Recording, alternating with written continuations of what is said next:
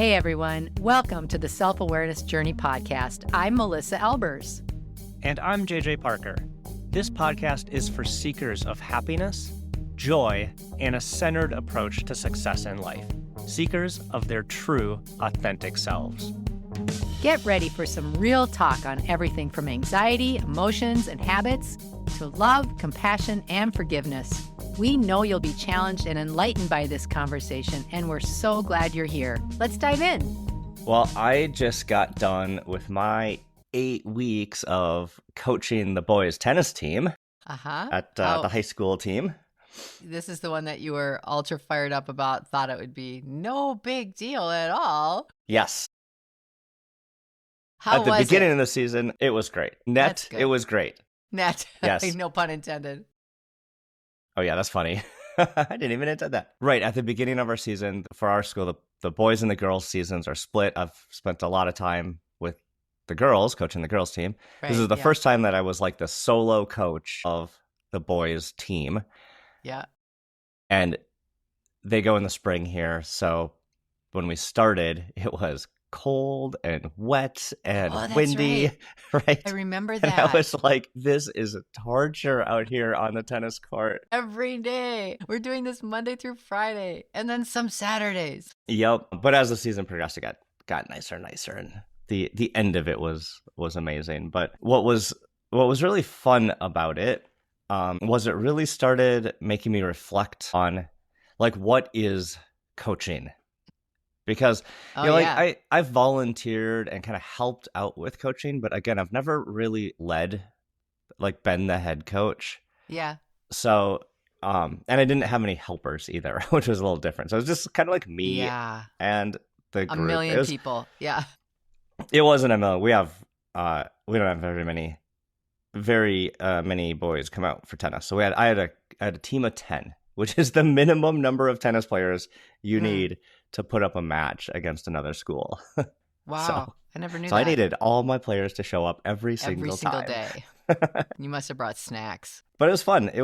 But again, this is where I was like really starting to like think about what more specifically is the role of a coach. Yes, such a good question. And you as a coach, I thought that'd be a good conversation to have. Yeah. I think coaching is a wonderful, wonderful experience, whether you're on the giving end of that or the receiving end of that. And I think that there's a myriad of times in our lives where we benefit from a coach, and I think it starts really young, even as early as 3 or 4 years old when you're in a sport, if you're getting your kids into t-ball, that's the first experience they may have with a sport and with having a coach, someone outside of their parent that's encouraging them. Yeah, what's interesting is I think a lot of us have had, what do you call that? Coachee experience, like being a player and being coached. Yes. As young people, right? Yeah. Middle school, like again, teachers. Those school years, we probably had plenty of interactions with coaches. As adults, how many times are we in a coachee relationship? Probably not very often. Right. And I think that as your age number increases, the number of times that you will naturally be set up with a coach or experiences that coaching would benefit you lessens. So when you're young, you have a lot more exposure, a lot more experiences, a lot more different people, kind of pouring into you. And at least that's the general, right? And then as you get older, there are less and less times where that's a thing, unless you begin to seek it out. So it does require more proactivity, I think, even as an adult to have coach. And I think there's a number of places that that we should talk about what coaching means. It isn't just physical, obviously. It's not just a sport, Yeah, that's the easiest one to jump to, but I agree. Yeah. So like my first question to you is like what is a coach? Like, how would you define a coach? Because like to me, it's like sometimes we mix these things up a bit. Like we've talked about mentors, right? I talk about therapists. Like to me, like those are a little different. So like, how would you define what a coach is? That's such a good question. I've never been asked that before. I think coaching is a number of things. I think the number one thing that it is an encourager. Mm. I think, we always think about, coaching to improve upon something. And so you're thinking about somebody giving critical feedback, which I think it does include those things as well. But I think the number one thing that a good coach is an encourager. We all need to be encouraged. I like that. The other thing I think that what embodies a coaching relationship or being a good coach would be the ability to offer guidance. The ability to influence a person's state of thinking, being a good thinking partner. I often call myself a thinking partner. And sometimes I'll give advice. Sometimes I'll offer suggestions. Most of the time, though, I'll try to say my job is to give you objectivity to a scenario that you yourself can't have in it. And then perhaps offer a countering idea to think about. So somebody that will come at something from a different angle, because there's no dog in the hunt, as I always say. So I think it's a number of things. Yeah, It's a good partnership. Yeah. I would also say, like, for me, like a good coach, it's like you kind of hit on it, but it's like it's hard to, like, in one way, it's hard to, like, see myself. Yeah, it's like totally. the coach can be like a mirror. Yeah. Or, like, be able to, like, help see myself easier because, like, they're observing. Yeah. And I think, like, we had an episode where we talked to one of our director friends, and they said, like, the role of a movie director is to be a mirror for the actors. Yeah, and I always thought that was, so like, cool. a really interesting insight about the role of a director. And it's kind of like the role of a coach is to be a mirror. Yeah, that's really true. That's really true. And, there does need to be, I truly believe that a coach's ability to be effective with the person, it has much to do with their level of trust and being in communion together. Like, it's, if people don't know me when they first start coaching, there's always an enthusiasm with people when they start to coach, because they're excited to get after something that they maybe have been putting off, or something that's coming up that they need help with. So there's this enthusiasm, yet there's also a little bit of, like, I would say almost not trepidation, that's too strong of a word, but like a little fearful, like, what is this person going to be like? Is this person going to judge me? Is this person going to think I'm broken? Does this person think I'm bad at something? Are they judging my decisions that I'm making? And so it takes a while to build that rapport so that there's safety, there's psychological safety and trust within that relationship as well. So there's just a number of things that have to happen. What, you just started talking about it, but, like, let's go back to, like, when do you think a person should actually get a coach? Such a good idea. I was looking forward to getting to this part. I was reflected on that myself, because, like, I have a couple of coaches. Yeah. Right. And I was like, when did I decide that I needed or when did I seek those out? Yeah. So I think there are a couple of key times that you can sort of capture when are typical times that a coach is appropriate. And I think that they're based on a couple of things. I think if you are involved in a project that needs a leg up from where you are, and that project it could be passing an ACT or an SAT score for college entrance. Then there's a lot of coaches that will help prepare for that. So that would be like a project-based thing, or if you're trying to complete a certification or something like that requires a specificity of someone who's an expert. Then, like, that's a great time. And it might be an organization actually, like, trying to get, Kaizen certified or to get certified in some kind of thing as a whole company. There's a number of Or if you're trying to beat your tennis arch enemy in a match and you can't do it over and over, you might get yourself a tennis coach to learn some new skills. To me, that's skill-based. So to me, that's different than project-based. So I think you've got project-based, and then I think you have skill-based, which is what you're talking about. I still have never laughed harder that your competitor that you could not get around, no matter what, in tennis was named court. I'll never get over that. It's so funny. But anyway, yeah. So then obviously skills based. So that would be a lot where, obviously I'm an executive coach. So I do leadership skills. I do company wide organization skills. Those would be my expertise. So people that are trying to get better that way or amplify their own skill set somehow. It might be mental. It might be emotional. You might go to a counselor or a therapist because you want to get better at something emotionally. To me, that's coaching, And then physical, like, yeah, you take tennis lessons. I actually am just wrapping. Well, I'm not quite wrapping up, but close to wrapping up. I've been in now for 2.5 months, a fly fishing casting coach. Okay. Oh, I didn't know you were doing that. That's awesome. You did it? No. I didn't tell you that? No. Okay, I got to tell you this story because this is super funny. His name's Brian, and he has a virtual casting coaching company, and or practice. He is the best coach I have had in a long time. If anybody's interested, his name's Brian Rosa, and he's out of Maine. Anyway, he's the because fly fishing's like a universal thing that people do. Shut up. Like the most niche thing ever. I have to tell you, this is so funny though, because I've been fishing. Well, I've fished my whole life, but I've been into fly fishing specifically for probably 8 years now or 9 years, something like that.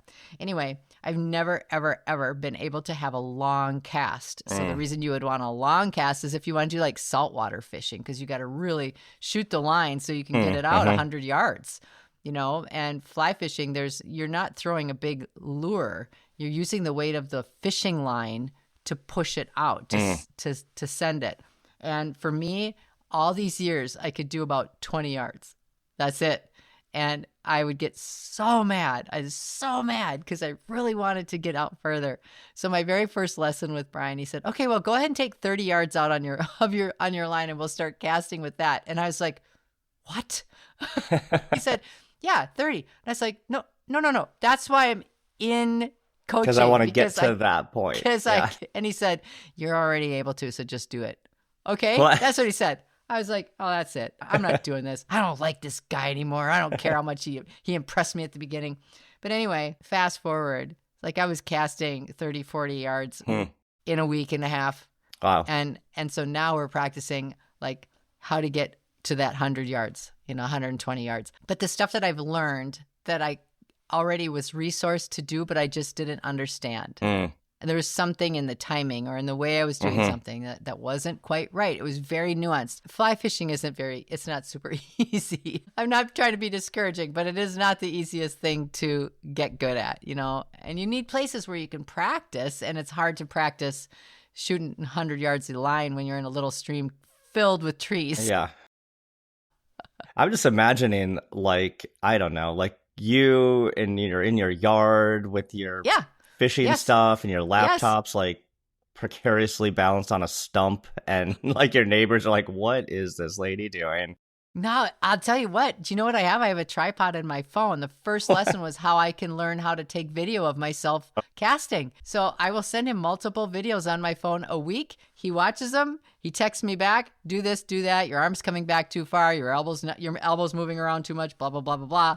And then perfect. So it's like real-time feedback. And I am 100% awesome. Out in my backyard. Absolutely in my backyard with the tripod and my phone. So there you go. But like that's an example of a skill base that I kept practicing, and I thought I could get it by myself.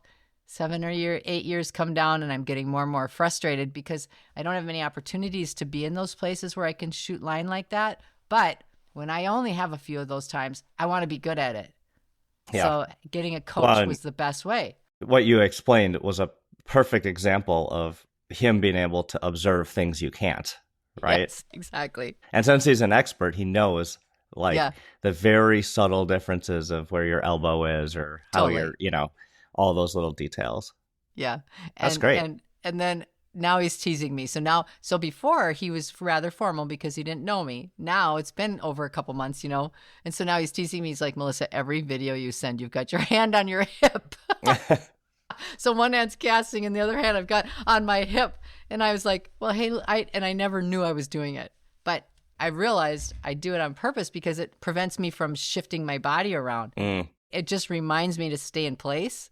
but I didn't realize that's how I was doing it. So then I thought, that must look ridiculous. It's like little Ellie Mae's out there with her hand on her hip. Anyway, yeah, so I think, skill-based, I think that's a really, really big, it's a really, really big opportunity, when you want to get better at something. But here's another opportunity for coaching that it just hit me this week. I had a leader call me that I've worked with for years. He is a top of his game leader. He's loved and respected in his industry. People clamor to work for him, and work where he works. And he reached out to me and he said, I think I need some coaching on something because I have all these high performers, but I think I'm doing something to make them too competitive with each other. And what I loved about the way he entered into the conversation was with humility. He had such humility, but he is at the top of his game. So he felt like he should understand all of it without having a coach. He's like, I should be able to figure this out. He was kind of almost being hard on himself. And I was like, top performers get coaches all the time. Yeah, that's what I always think is really interesting is like there is maybe a certain, I don't know, mindset around sometimes like you wouldn't need a coach, or if you've gotten to some level of expertise, you don't need one anymore. Right. But all the top athletes have coaches their whole entire careers. Absolutely. Michael Jordan has had a coach his entire career. Yeah, that's right. That's right. Yeah. And again, it isn't even just the physical part. It's more the mental part. Like you talk about and Olympians, they talk about how their coaches work with them mentally, how they're having them run through the activity that they do over and over mentally. And they've run tests on people doing that the brain is showing the exact same light up colors and movement, whether they're just imagining that they're doing it or where they're actually doing it. I find that fascinating. There's a couple things about a coach that I think is interesting. Sometimes we look for a coach who might have kind of like you have greater skill at a thing than you do because you want to learn the skill.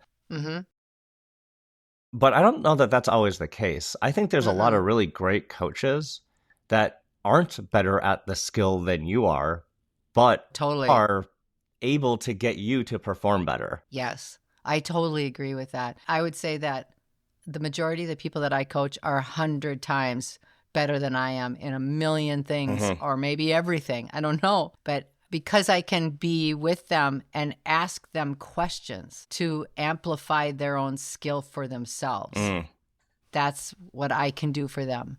So I'm not going to be an expert in, if you think about leadership, there's a million different industries that people are in, and they're all solving unique problems. Some of them are people problems, which are not unique, but you talk about stuff that's happening in their industry or stuff that's happening politically or things like that.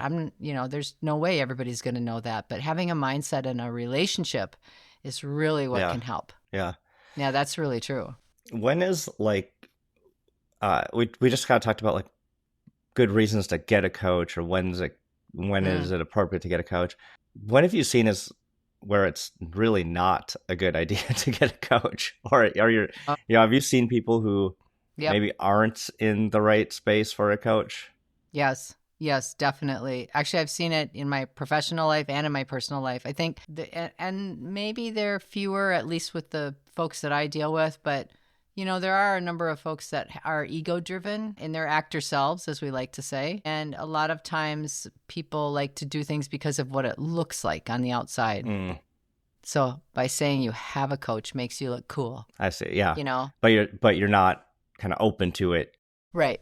Or we talk about people being coachable or not coachable. And you'll find some people that are not coachable. Exactly. And they want to argue. Yeah. I've had that in the past, and sometimes that happens. The other opportunity that I see that sometimes causes a little bit of a ruckus is if you are wanting to say you have a coach, that you are giving yourself the false narrative that you're fixing something or that you're working on something, but you're really not, exactly like you just said, you're really not open to it. You don't really want to. You like the way you are. You like the way you are, Mhm. even if it's not healthy, even if it's not helpful for you in your career or in your personal life. So you feel like, oh, I should probably, somebody told me I should do this, Mhm. or I'm going to do this and show everybody that I can. Yeah. But they don't have the open mindset of adjustment or change or growth. And if you don't have a growth mindset, then it is extremely difficult to change a single thing. Yeah. Yeah. So how do you know coaching's working? That's a good question. Well, let me ask you, because you just finished 8 weeks, and then I'll answer. How do you know coaching's working? I don't know. They're all still terrible at tennis. That's awful. But Take we had that back. we had a good time. My goal for the tennis team was to make sure that all the kids liked tennis at the end of our tennis season. That's a good goal. Did you hit that goal? I think so. Yeah, I think so. That's not a bad Halfway goal through for the season, kids. I had one kid lose a match, and he walked off the court and he goes, I hate this game. I don't want to play anymore. And I was like, dude, no, come on. I hate to say it. I think that was me when I was in junior high. That sounds like something I would have done. I'm never coming back again. I hate everyone. The next match, I had to remind him, I'm like, just remember, you're good at tennis and you like tennis. Get in there. Get in there. So did he improve?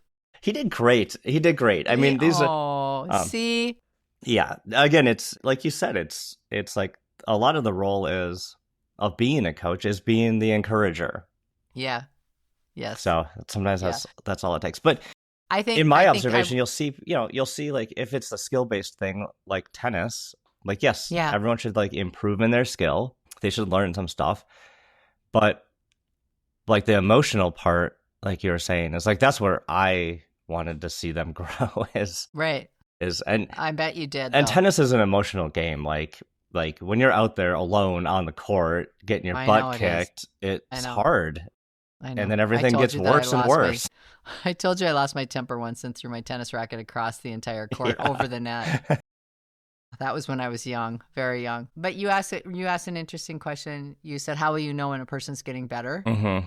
It's working. It's working. Yeah. Yeah. I try to stay very objective and guide the person into recognizing that they have increased their skill set in whatever it is. Mm-hmm.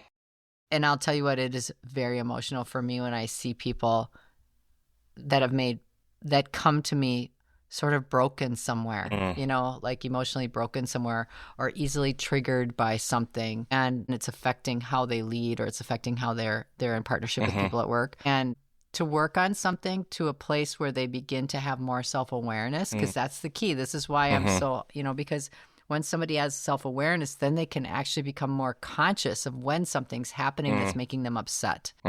And so working on that piece and then watching them go from this used to upset me and I can't have this conversation and I get so mad, and they would come to my coaching sessions just loaded for bear.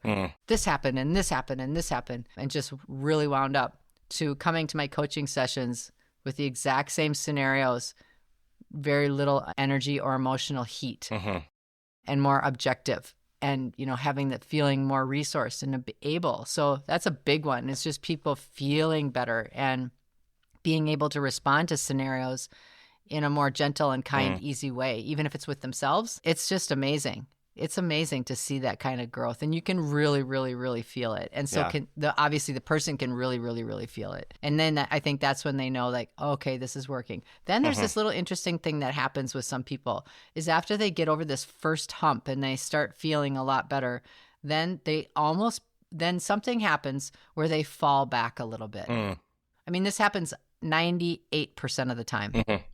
And I always liken it to climbing a staircase. You'll climb a staircase and you hit a plateau. So you get better at something and you're sitting at this plateau. You can see better. You're up higher. Everything feels easier. And then something occurs and you fall down a couple of steps and you go back to something that you used to do minimally. And people then at that point right there panic and they think, oh, I haven't learned anything. I can't do this. And they completely lose confidence. It's an exaggerated loss of confidence. I see it. It's just this one stage. It's really interesting to see that. And then after that, though, it's like, no, everybody does that. It's like, 2 steps forward, 1 step back is not failing. It's the cha-cha. Yeah. You go down a couple of steps and that's okay. You now recognize, that's what I used to do. That's just like how everything is in life. Yes, exactly. But then once they get back up on that, to that plateau, then they climb and they're a lot. Mm-hmm. And then the last thing that I will say is, as someone's kind of nearing that point where they've really mastered something and they maybe don't need a coach anymore. They're ready to launch. That was the next thing I was going to ask you, like the duration of coaching engagements, right? Yeah. Sometimes they're short, sometimes they're long. Like what is your opinion around the length of these? I always say, always plan in a minimum of 6 months. Because again, like all that, getting to get safety and be able to understand a scenario, and that takes time. And I say at least 6 months. At the end of that, some people are done. Some people are ready to move on and they're great. I don't have that. And for me, I have no ego about how long someone's in coaching. To me, that's not an indicator of success. It's not an indicator of their need of me. I don't want people to be attached to me at all. It's not about me. So I would say anything from 6 months to a year is often common. But I have a lot of people that just like to stay in coaching to keep working on their skills and just check in and make sure they're doing all their stuff. So it really depends situationally and on the person. Yeah. But I say it's a minimum of 6 months. I would say, like, professionally, my professional coach, early on, it was a lot of skill stuff. It's a lot, it's a lot of that kind of stuff. Nowadays, it's a lot of accountability. It's like simply like, did you do the thing you told me you were going to do last month? No, I didn't do it. Okay, is it still important? Yes. Okay, see you next month. Exactly. The other thing I would say too is this is an interesting piece too. If you are actively engaged in something that you are trying to get better at with a coach, there needs to be consistency in meetings and a cadence that is appropriate. Most coaching is every other week. And a lot of executives will be like, what? Like every 2 weeks? Like that's kind of... But then once they're in it, it's like 2 weeks flies by and they have an hour load of stuff just to talk about before they can get to any questions that they might have. So, but I say that's another, if you're really actively pursuing improving something of yourself, I really think that cadence and consistency is really critical. Just like everything, right? Consistency is the key.